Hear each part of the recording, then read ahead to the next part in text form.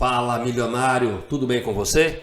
Rogério Rodrigues na área com o quadro Descomplicando as Finanças. E no vídeo de hoje eu quero trazer para vocês um conceito sobre o PIB. Afinal de contas, o que é PIB? O nosso Produto Interno Brasileiro. E de que forma que ele vai refletir o desempenho na nossa economia, como que ele vai impactar nos nossos investimentos e também quais são a relação do PIB com alguns setores da nossa economia. Então, PIB é o indicador mais relevante que nós temos para falar sobre a evolução da economia e que sintetiza num único número o seu desempenho num determinado período. É o que nós chamamos de Produto Interno Bruto, com a sigla PIB. Ela é uma forma dos países medir se a economia está expandindo, crescendo, ou se está diminuindo, em recessão, ou se está estagnada, já que ela é calculada a partir dos componentes que afetam a produção, afetam o consumo e também as relações comerciais com o resto do mundo. E o que é o PIB? Bom, o PIB consiste no valor de mercado de todos os bens e serviços finais produzidos dentro de um país durante um certo período. Ou seja, é a soma em reais, no nosso caso o Brasil, de todos os bens produzidos numa economia durante, por exemplo, um ano. A fórmula para calcular o PIB é essa que vocês estão vendo aí na imagem, onde a letra C corresponde ao consumo das famílias. A letra G é o gasto do governo.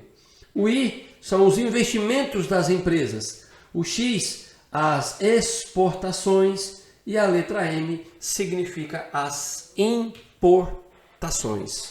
E com relação aos impactos na economia, o PIB diz respeito à economia real de um país. Ou seja, as atividades relacionadas à produção, à circulação e ao consumo de bens e serviços. Dessa forma, ele impacta também o mercado de trabalho, os investimentos das empresas, o consumo das famílias e ainda a renda da população. Ou seja, afeta diretamente o crescimento da economia. Períodos de expansão do PIB estão ligados a um aumento de produção, o que faz com que as empresas demandarem mais equipamentos, contratar mais mão de obra, comprar mais insumos, e isso acaba possibilitando uma queda no desemprego, aumento na demanda da economia, e com isso há uma elevação da renda das pessoas, permitindo que essas pessoas voltem para o mercado para consumirem cada vez mais. Por outro lado, contextos de queda do PIB estão relacionados a uma diminuição da produção pelas empresas e queda nas vendas, o que acarreta desemprego, já que as companhias param de contratar, não contratam mais ou contratam menos e até iniciam com demissões, e aí a população fica com menos dinheiro e há menos consumo. Olhando para esse gráfico aí, olha só o que ocorreu com a economia no ano de 2020, na pandemia. Nessa crise, a produção de várias empresas foi paralisada, as empresas foram fechadas, o que levou o quê? A demissão em massa, queda na renda e no consumo das famílias, resultando uma queda no PIB de 3,9% em 2020, como nós podemos ver aí no gráfico. E quais são os efeitos sobre os nossos investimentos? Nos períodos em que o PIB está em alta, estão vinculados ao aumento dos lucros das empresas. E isso gera efeitos positivos sobre as suas ações e sobre os mercados financeiros, já que o preço segue o lucro. Já o contrário também é verdadeiro. Nos períodos de baixa ocorre o oposto, a diminuição das vendas e dos lucros. E com isso o preço tende a cair, desvalorizando a sua ação. Existe uma forte relação entre as empresas e a atividade econômica de um país. Há setores que possuem uma conexão mais forte, dado que dependem da evolução do consumo e da renda das pessoas, como, por exemplo, setores de varejo, lojas e de turismo. Da mesma forma, há segmentos que são mais resistentes aos altos e baixos da economia, porque eles já possuem uma dinâmica própria, ou então são serviços essenciais para a população e que variam muito pouco a demanda, como, por exemplo, água encanada, farmácia, energia elétrica, combustível, esse tipo de coisa. Outro fator curioso é a correlação muito forte entre o índice Ibovespa e o índice de atividade do Banco Central, o IBC-BR, nesse gráfico representado por essa linha azul. Esse indicador, o IBC-BR, ele é considerado como uma prévia do PIB e ele avalia o ritmo de crescimento da economia todo o mês, mensalmente. E esse gráfico mostra a variação anual da Bolsa e do IBC-BR. Observe aí na imagem que nós conseguimos perceber como as duas variáveis têm um padrão de comportamento muito semelhante. Isso mostra que quando a atividade econômica está aquecida, a Bolsa também está crescendo. A linha azul sobe, a Bolsa, que é a linha vermelha, também sobe, né? E se a gente observar, parece que a Bolsa tende a antecipar um pouquinho.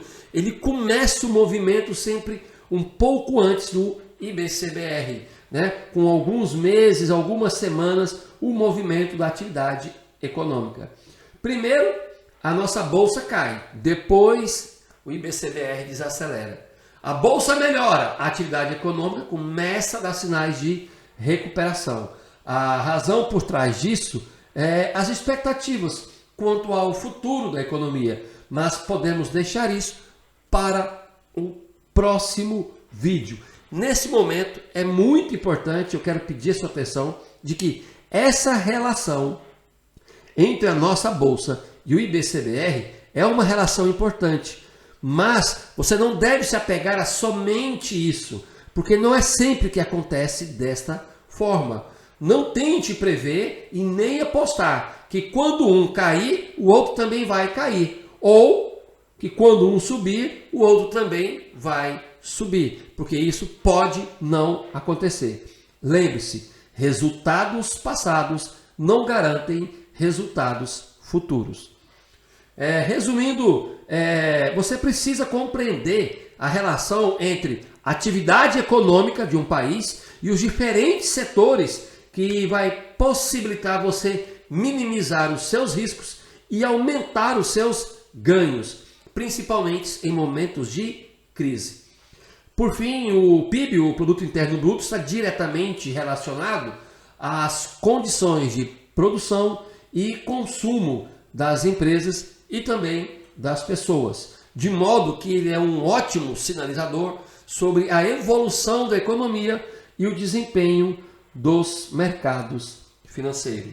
O nosso PIB aqui no Brasil, ele é divulgado pelo Instituto Brasileiro de Geografia e Estatísticas, o IBGE, a cada 3 meses.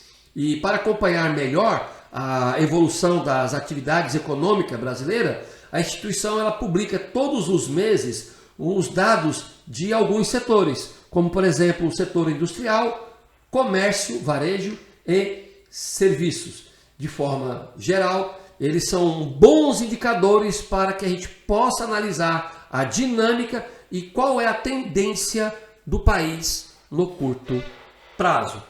Esse foi o nosso vídeo de hoje do quadro Descomplicando as Finanças, falando para você o que é o PIB. Seja muito bem-vindo ao nosso canal Clube da Liberdade Financeira e se você gostou do vídeo, eu peço que você se inscreva no canal, deixe um comentário se você já sabia o que era PIB, se você agora já sabe o que é um PIB, curta o vídeo e compartilhe o link do nosso canal com seus contatos, ajudando o nosso canal a crescer cada vez mais.